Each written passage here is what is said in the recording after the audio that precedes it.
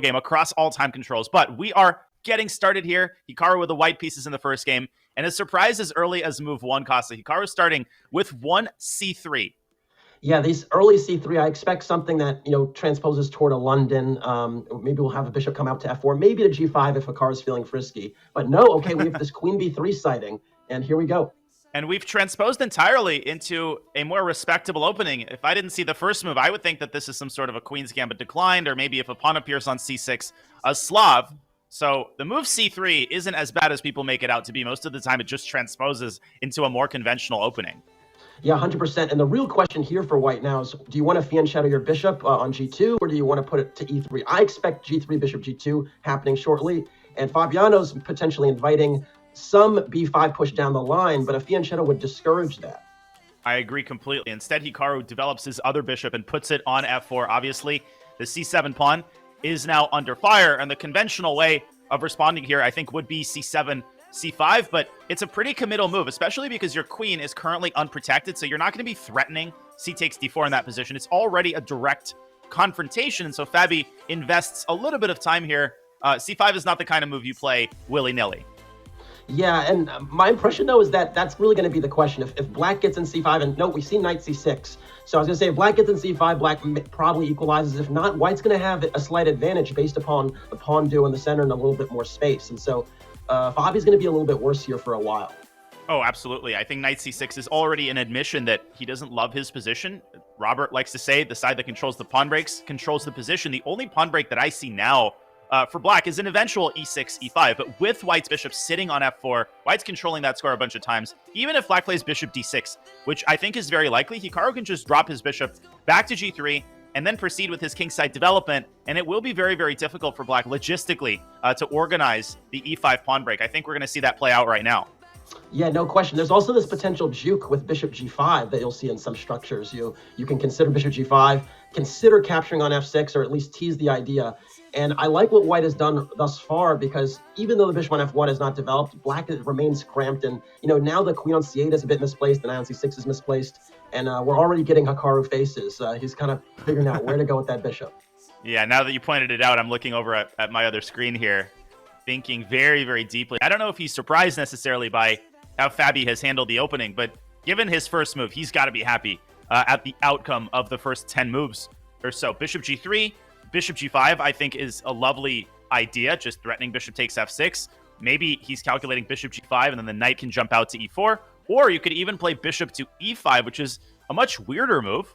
But instead, he goes with a fourth idea, g3. I was literally about to say g3, Danya, because it's such a typical Catalan idea where you have this sort of weird structure with a double F pawns, pawn e3, and it's a very, very compact position, and just further reinforces the e5 square, at least preventing that push, that liberating push for black. So, and then in some positions you can even entertain some rook g1 dynamics down the road. So another way to keep the tension. I think it's, regardless, we're never going to see bishop takes d6.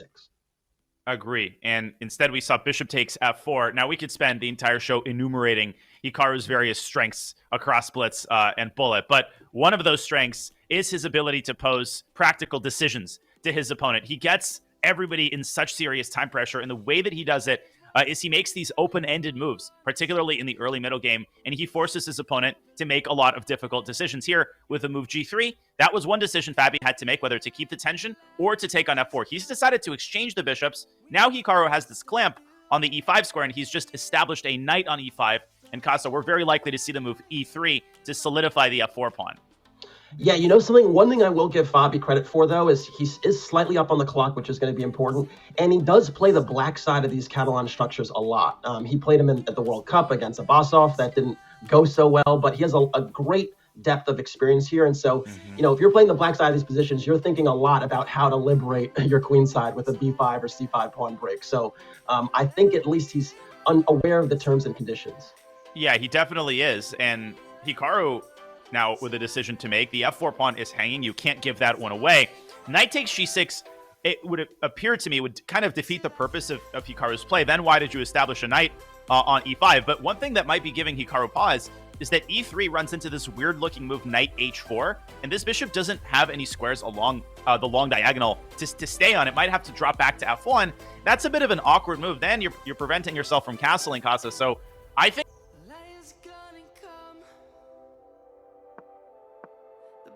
just begun. We will always take a stand for the people, for the land. Let's go back to when we were young. For the animals we stand. Let's go back to when trees were swung. Kids across the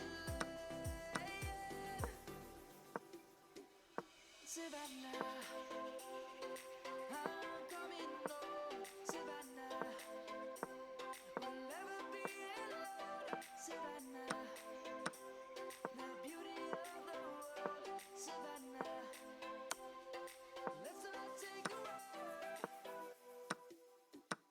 Savannah, I'm coming home. Savannah, we'll never be alone.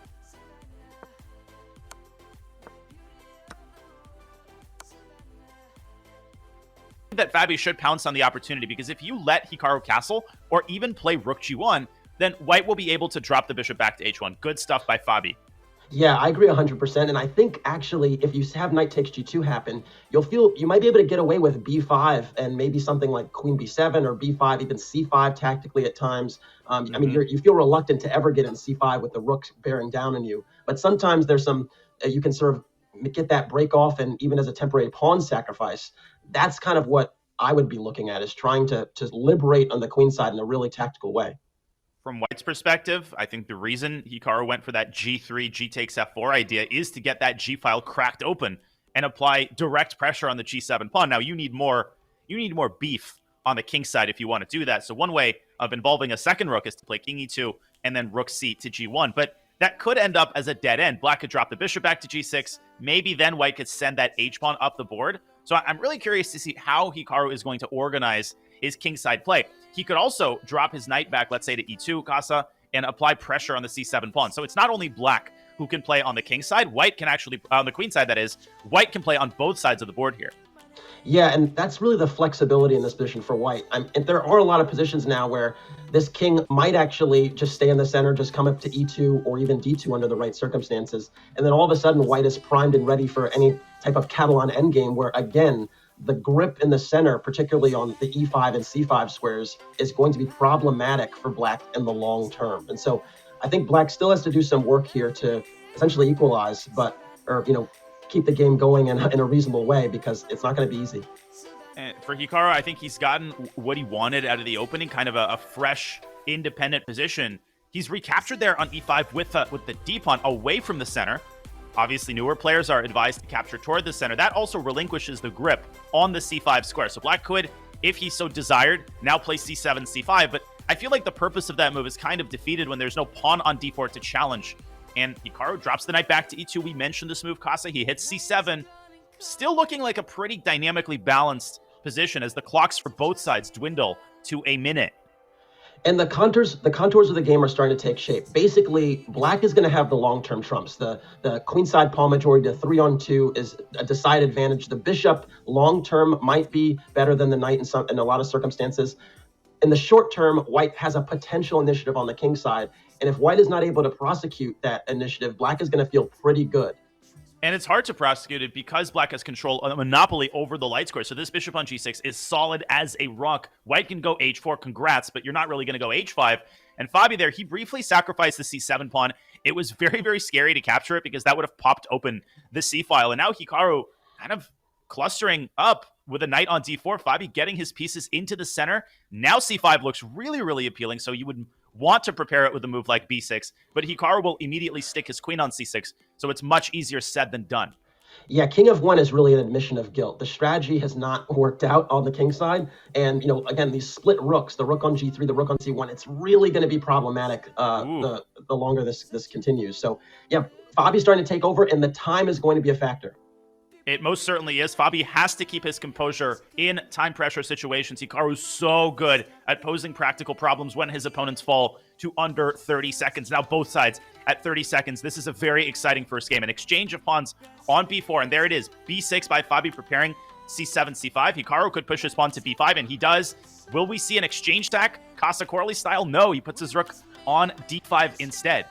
Yeah, it's funny. You kind of would like to put the knight on c6, but it's actually more important to just block the d file for black's rooks right now. And so Bobby's trying to figure out how to enter maybe rook a8 at the right moment, although you're worried about the c7 pawn constantly. But I'd expect the rook on c8 to get active somehow, maybe black to give them south luft. And bishop d3 check escapes the g file, and Fabi grabs the pawn on b5, but this is what Hikaru does. f5, great practical move, and suddenly that initiative we talked about on the king side, it's getting cracked open. Knight takes f5. Rook d1 check. And he missed that check. Oh, Rook takes no. c1 and queen e4 should win the game. Yeah. Rook takes c1 here is the winning move, but he's got to not fear Rook takes g7 Rook check. It's a G7, scary yeah. looking move. And f8 or h8. I mean, I'd probably go to f8.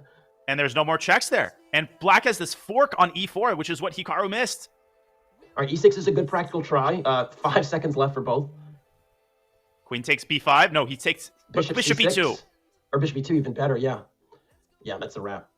That's a wrap. Queen takes f3. It's checkmate in 3 moves.